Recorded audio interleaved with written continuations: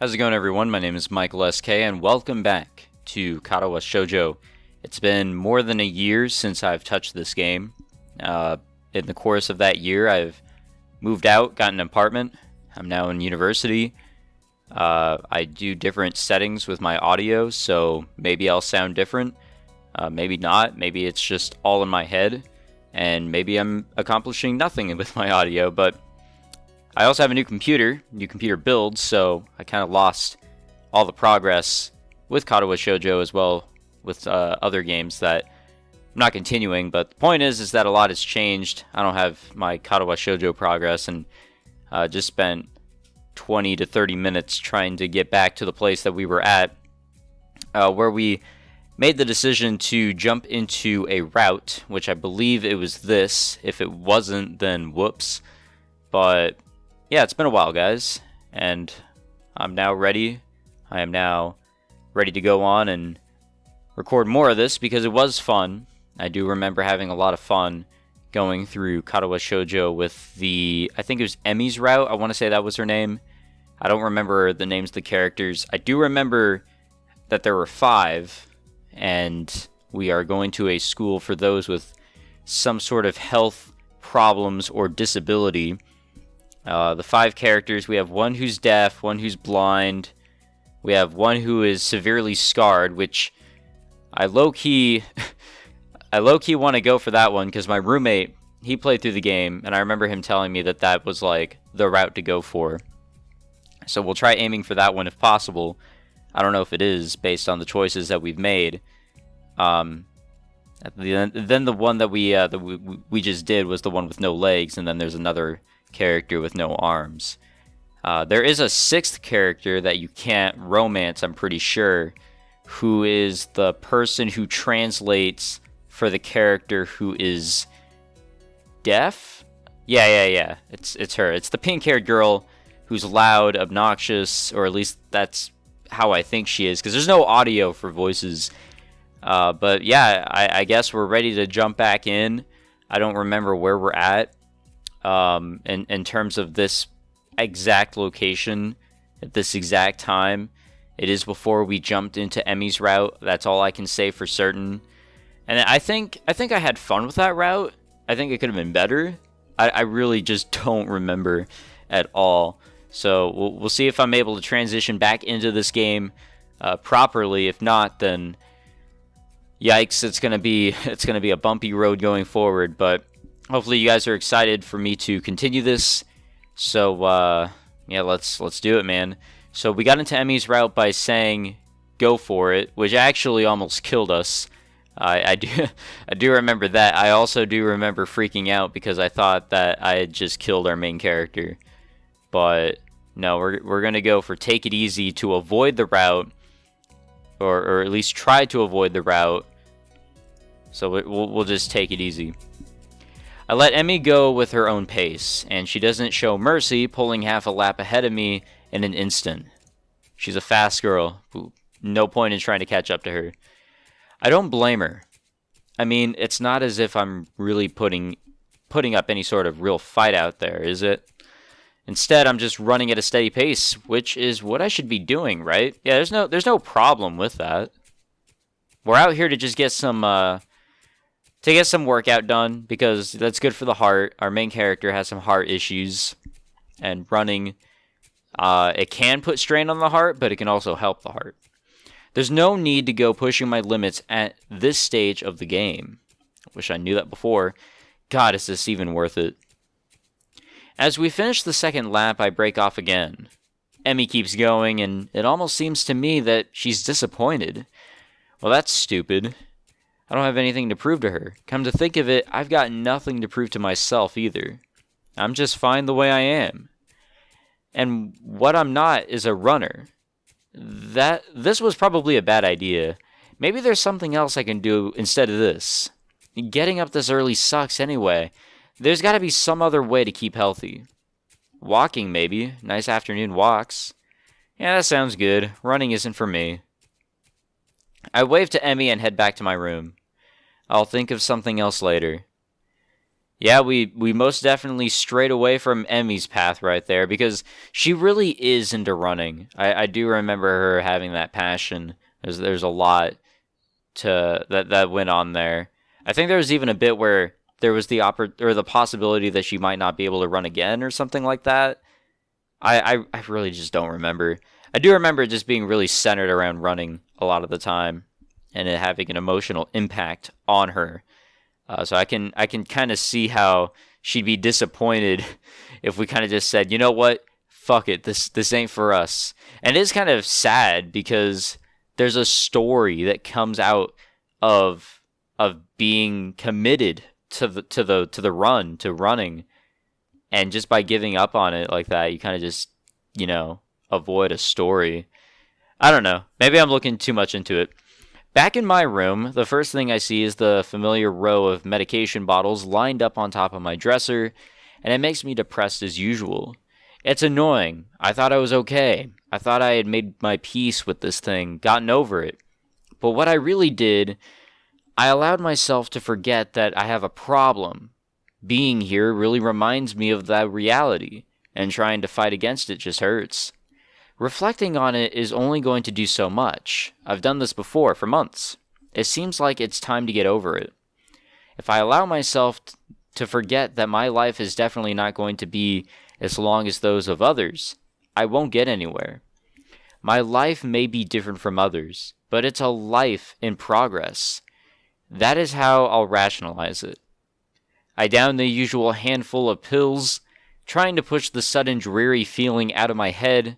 Then I prepare to head out to class early as usual. As I step into the hallway, I notice Kenji, oh boy, coming around the hallway corner, stealthily making his way over to his own room with a large bag as he sneaks past me soundlessly like a ninja. Hiding in plain sight, I call out to him. Hey. He jumps at the sound of my voice. Oh hey man, I didn't notice you there. I'm really tired. I think it's more like you didn't see me, but that's not the issue. Where have you been this early? Shopping? Nah, I wasn't shopping. Sometimes I have to visit the math teacher. Yeah, I figured it wouldn't be a good idea to find out when the next exam is since he tells you in advance if you want. So then what's in the bag? I thought I'd go shopping while I was outside. Fucking shit. I need supplies to continue the fight against the vast feminist conspiracy. Yeah. I thought you didn't go outside. I wear a hat now. I decide to not point out that he's not wearing a hat. An awkward silence settles between us, and then Kenji breaks it by pushing his door open slowly, releasing a creaking sound into the air that only makes the moment seem more awkward. He sets the bag down inside his room and then closes the door. I'm surprised you went out of your way to find out a test date. Trying to take advantage of an opportunity to study is pretty diligent. I never study. Oh. I just wanted to know when the next test day was. I'm still going to take it, duh. I need to know so I know what day I can afford to skip class. He usually sends out updates on that crap by phone, so I had to step out and check up on it. And why do you have to go out when you can get it on your phone? I don't carry a phone. What do you mean you don't carry a phone? You mean you just leave it at home? Nah, I don't use phones. I don't have phones. I have no phone. Why don't you have a phone? How can you not have a phone? No phone at all. No phone. I just don't like phones. Actually, I'm kind of scared of them. I don't know why. I think it's some kind of repressed trauma. But basically, when I hear a phone, I get nervous. It's my darkest secret. I have two theories on it. Either I have some fear of receiving some undefined, ominous, life-altering doom call, or I was beaten with a phone in the past. Beaten so badly, I can't remember it. And beaten in the head. Well, where else could I get beaten with a phone that would make me unable to remember it? The ass? Unexpectedly logical. I feel very depressed now. Sensing this conversation is more or less over, Kenji opens his door again and prepares to head inside. Yeah, I'm going to sleep, dude. Have a good one. Class is gonna start in like 20 minutes. I already did something today. Too tired to go to school. Hey, you need some lip balm? I accidentally bought 2 because I thought the store had already had started selling individual AA batteries. What the fuck? Thanks, but no thanks. Whatever, man. He swiftly enters his lair, finally letting me go to the class. A strange character. I remember he had a lot of irritating moments that I had to sit through back in Emmy's route. That was terrible. And boy, I really don't want to see what else he's got in store. For a change, I'm not among the first ones to come to morning class. Instead, almost everyone else seems to be here already. I recognize most of my class by their faces by now, though the names escape me still. Yeah, I can relate with that, actually. It was like that when I started working. I really didn't like working at my community college before I had to transfer out. I didn't know everyone's names for months. I knew their faces. I had no idea what the hell their names were. The class goes on lazily. I think I'm starting to get into the rhythm of the school. I've even stopped worrying about taking notes and being overly attentive. The first days I was pretty high-strung in class. I think that's our instructor, but kind of forgot how to pronounce his name. Muto finishes his lecture about electricity early, but continues without a pause about the festival. So as you know, the festival is on the day after tomorrow. I hope everyone's projects are going to be successful this year.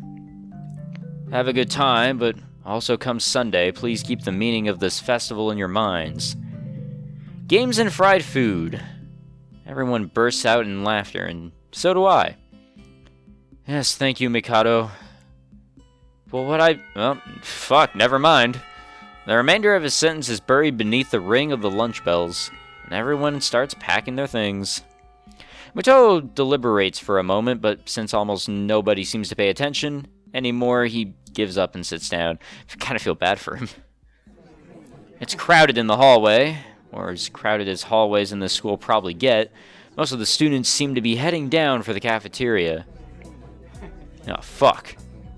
We didn't get in her route, right? Like, we were able to skip it. Right? I hope we were. Hisao, I'm going to make you a one-time only, super extra special lunch offer. Emmy's homemade lunchboxes and the privilege of enjoying them in private with 2 bombshell beauties. Our overly flirtatious sales pitch echoes in the hallway, a remarkable feat since it's full of people. Emmy strikes a very confident-looking pose as though as an attempt to one-up her own ridiculousness, puffing her very modest chest and making the V for victory sign with her hands. Sounds delicious. To what do I owe this honor of being invited? You stood there looking really lost and sad, so I thought you could use some company. That is probably the most depressing reason imaginable. Man, we've had a lot of depressing moments this morning, or in this one day. So how about it? You're probably really lonely and would eat that awful cafeteria food all alone otherwise. I'm kidding. Sure, I'll have your lunch offer. With pleasure. Let's go to the roof. The roof? Why the roof? Because that's where we eat lunch. And if I don't get up there, then she'll probably wander off, and then I just know she'll go hungry because she never packs a lunch for herself. Who will? Come with me. Well, we already know who it is. I really hope that we're not accidentally in her route again. I'd be very upset. Without answering my question or waiting for a response, she grabs me by the arm and drags me through the hallways. I attempt to make conversation on the way. Why do you have an extra lunch? Emmy smiles guiltily. Actually, it's yesterday's lunch. I slipped in a run at lunch and forgot to eat. Oops, I accidentally just started running. Yeah, sure. Huh. The stairway to the roof is a little fuck my life, but it's clearly been used recently. At the top of the stairs is a door complete with missing padlock. I wonder who the intrepid individual was that removed the lock. Emmy shoves the door open and steps beaming into the sunlight. Suddenly, a tall, dark stranger appears out of nowhere, standing imposingly in front of us. Emmy flinches back, almost falling back down the stairs. Ah, I wonder who it could be. That's sarcasm, by the way. We are, like I said, we already know who this is. Hello. Yipes. You scared me. Who the hell says yipes? Such a weird word or phrase. Wait, isn't she... Hello. Noticing that Rin is speaking to me, Emmy looks curiously at me.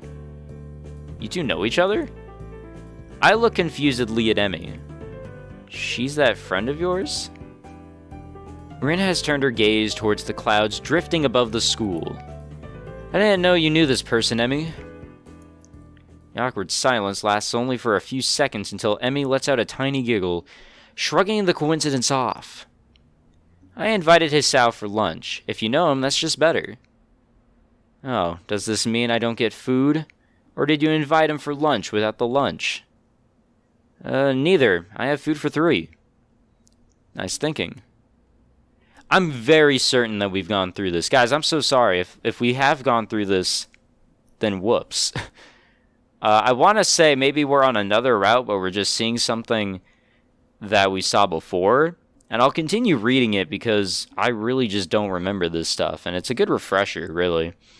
They walk to the other end of the roof, excuse me, I almost said roof, while I stay at the clock tower for a while, taking in the atmosphere.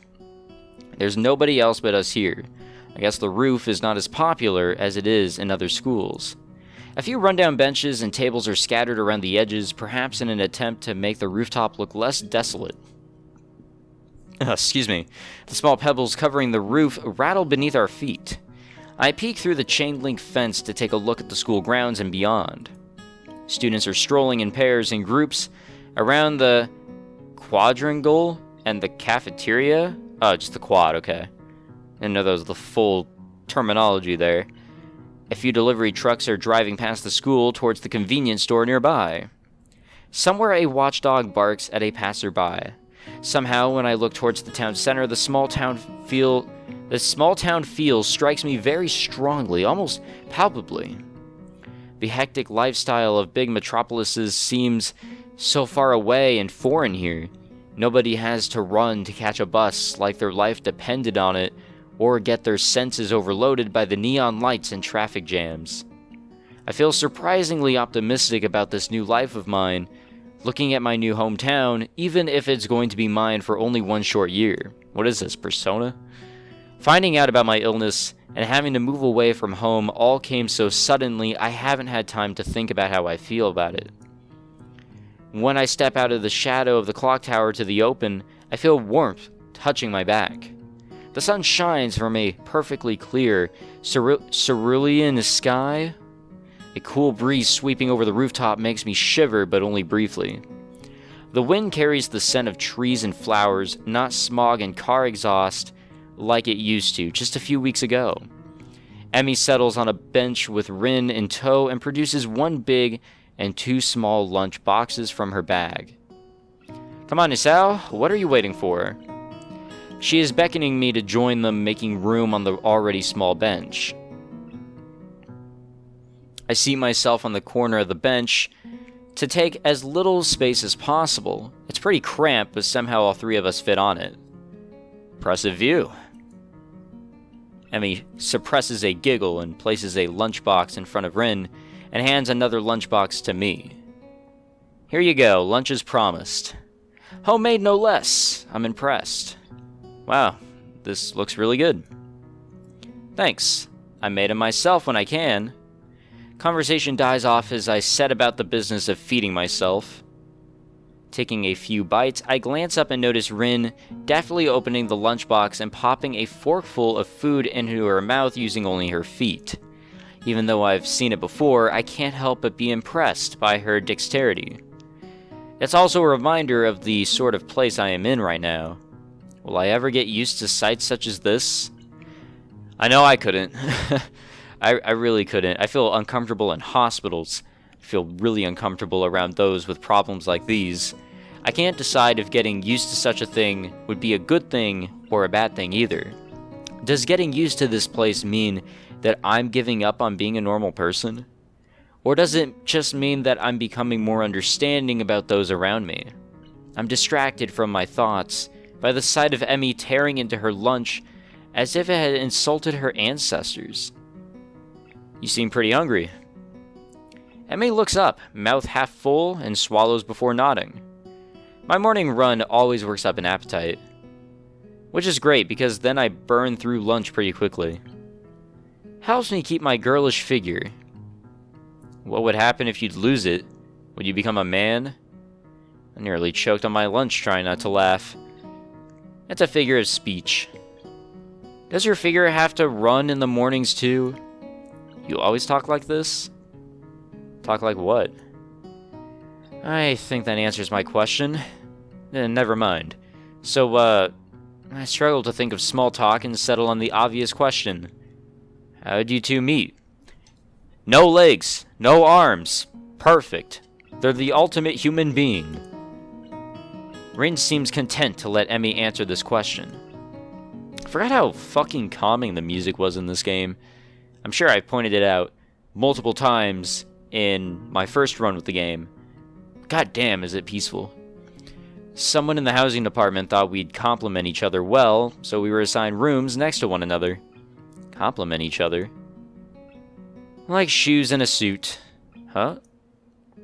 Emmy giggles at my confusion. Put us together and we've got all our limbs, get it? Yes. So I started helping Rin get ready in the mornings, and that was that. I mean, you can't help someone get dressed every morning and not get along. I see. Rin chooses this moment to interject. I have trouble with shirts. Right, that seems fairly obvious. Really? Kind of? This isn't helping, but at least Emmy seems to find the whole thing funny. That combined with the fact that Rin is genuinely curious makes me feel slightly better and yet confused. I mean, you've got no arms, so putting on a shirt seems like one of those things that would be difficult. You know what? I'm going to just stop talking now. It'll save me a lot of trouble in the long run. Rin nods in what I suspect is meant to be a sage manner. I see. The conversation dies as I turn my attention back to my lunch. It's really quite good. Emmy finishes her lunch first and makes a contented noise. Ah, that was good. As she busies herself with cleaning up her lunch, Rin speaks up. I'm thirsty. Oh, I almost forgot about that, sorry. With a flourish, she reaches into her bag and removes a trio of juice boxes.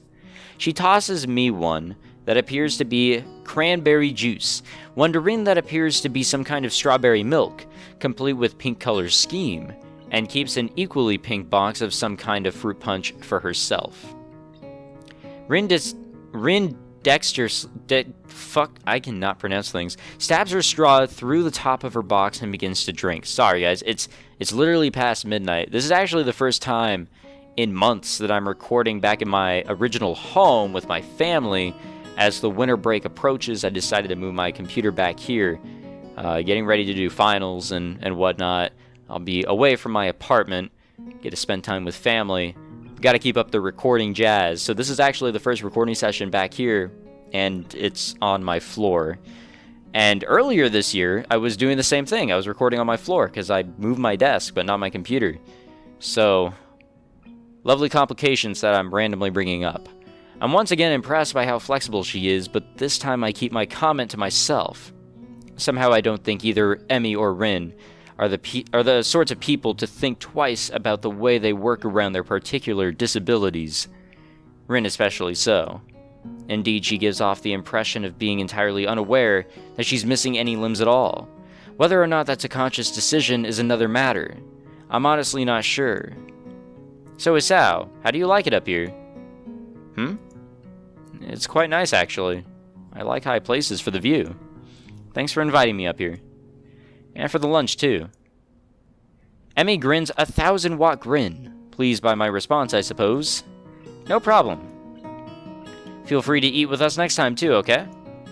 I won't make you a lunch, but you can bring your own up here. No lunch service? I don't know. Emmy looks mock offended. Trying to take advantage of my good nature? The nerve. She giggles. Well, if that's your answer, I guess Rin and I will just keep eating lunch all alone. I'm suddenly assaulted by the most heart-rending puppy dog eyes I've ever seen as Emmy pouts. Kidding, I was kidding. I'd love to eat lunch up here again. Good location, and the company's okay, too. Emmy frowns a bit at my declaration of okay, but seems happy enough that I've accepted her invitation. Guess this makes us friends now. Or at least acquaintances. The lunch bell rings, signaling a return downstairs. Rin, you didn't finish your lunch again. I wasn't that hungry. If you don't eat more, you're going to fade away. Rin shrugs, as if this is an acceptable risk. This is my fate, time to die. Come on, we better get going. The three of us head down the stairs together. So I want to say that was a very similar scene to what we've gone through, but is a little different because we didn't do the run with Emmy, or we didn't complete it, I guess you can say. We kind of abandoned that.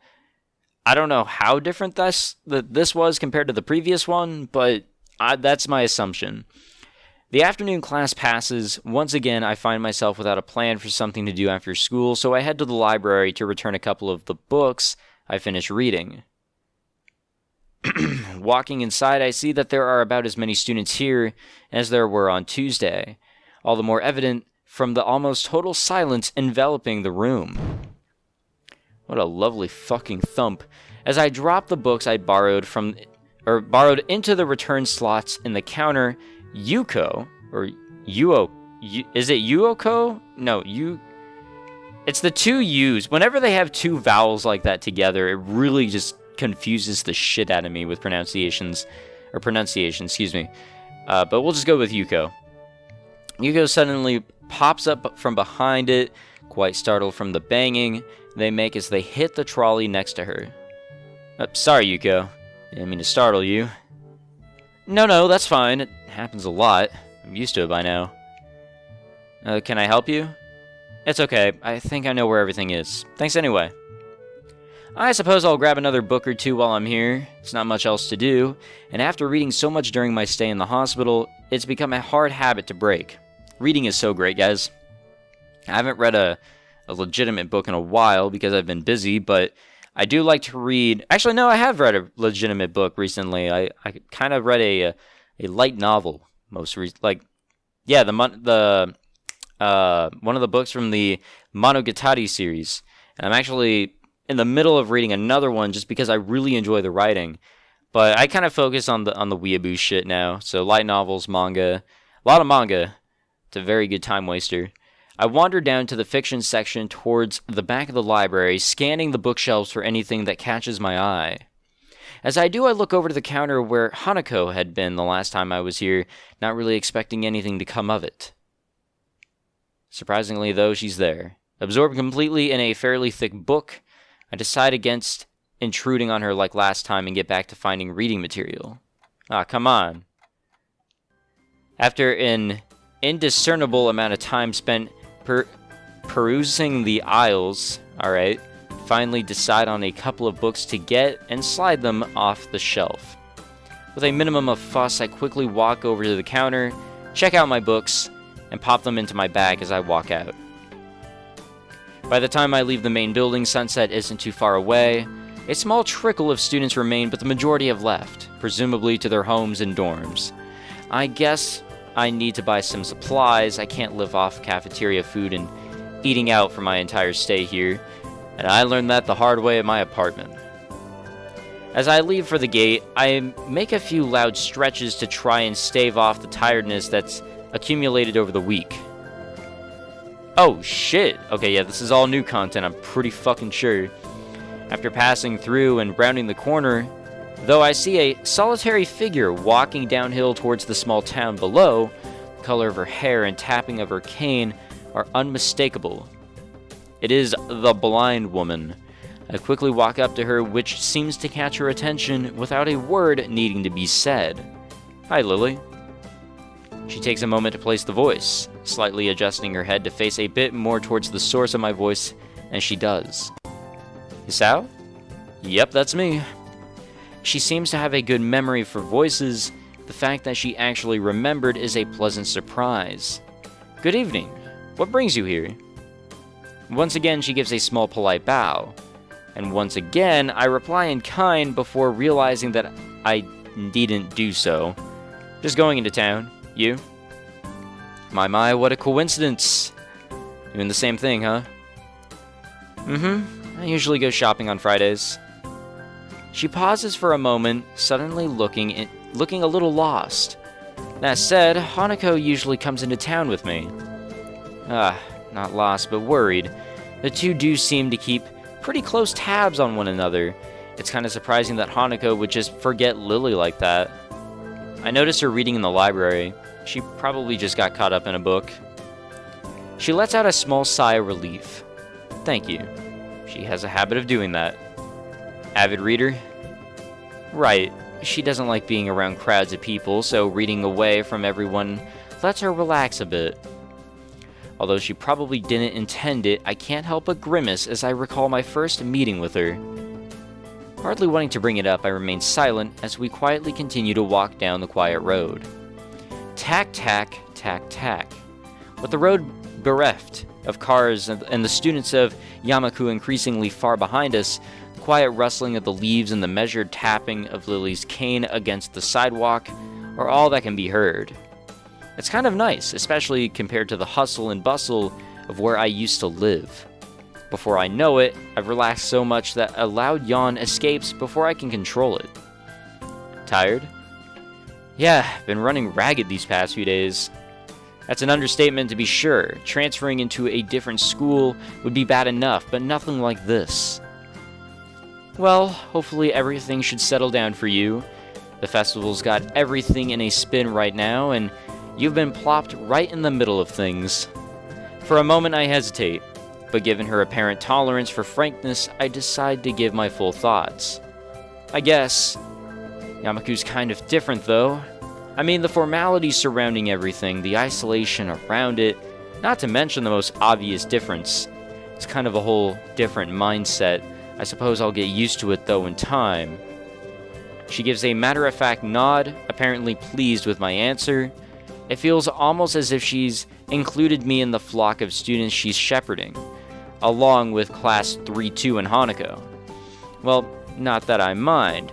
It's nice to get the thoughts off my chest in any case. Looking on the bright side, one could see it as a chance for a new beginning. You should cherish the ability to make new friends. That's optimistic. Nonetheless, it's good to have a positive attitude about such things, I suppose. I guess that's a good take on it. Alright, so we're actually going to stop it here since we're pretty much out of time. Apparently we will be shopping around with Lily here. So I think we've seen every character except the deaf woman, so I don't remember what her name is. We have Lily and then Hanako, and then we have Rin and we have Emi. I don't remember who the other one is, but the pink-haired girl is with her because she has to translate. So, we've returned to Katawa Shoujo. I want to say that we are embarking in a new direction. I really hope we are, and I hope you all enjoyed this episode as we have come back. Hopefully there's good reception for this. I've been asked about this actually for a while, not gonna lie. I talked about this in my 5,000 subscribers special where, because I was doing a Q&A, someone asked about this, and I truthfully have thought about coming back to this. Like every week or so, I would think, Katawa Shoujo, it's right there. The characters, the story, it's all fantastic. When or if I'm ever going to come back to it, when would that be? So just it's been on my mind, and I'm not joking about that. So I've wanted to come back. And I guess I could say the same for Wonderful Everyday, Down the Rabbit Hole, because that's another visual novel I've been doing. However, I was a little bored with it, so I kind of stopped. Maybe I'll come back to that too. Maybe I'll just come back to the things I've kind of taken a break with and just finish them up, or at least get a little further into them. especially with this. I've been really meaning to come back for it.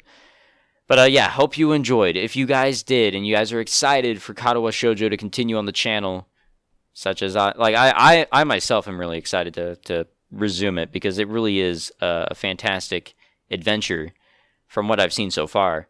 Yeah, make sure you leave a like, subscribe if you'd like to stay up to date with Katawa Shoujo and other things I record, and I will see you all next time. Take it easy.